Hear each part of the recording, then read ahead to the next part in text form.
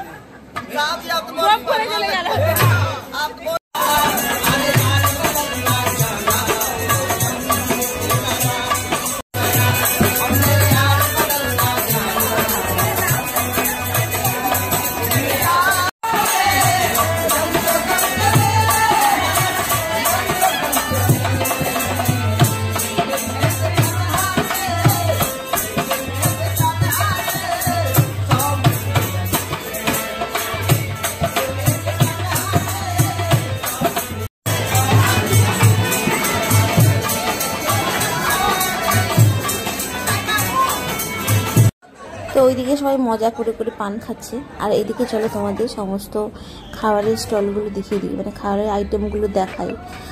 যদিও মনে হচ্ছে আমি পুরোটা দেখাইনি, কারণ ওইদিকে স্টার্টার ছিল, আর ফার্স্টটা তো দেখিয়ে দিয়েছিলাম। ফার্স্টে ওইখানে ফুচকা ছিল, আরও কিছু একটা ছিল, আমি খুব কাছাকাছি যাইনি। তো যাই হোক,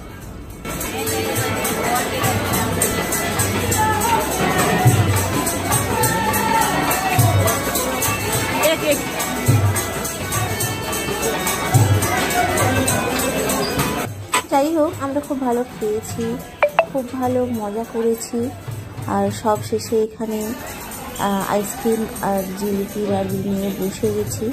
তো সব মিলিয়ে ছোট্ট একটা ভিডিও করেছি, খুব বেশি করতে পারিনি। তো চলো এখানেই টাটা বাই বাই সবাইকে।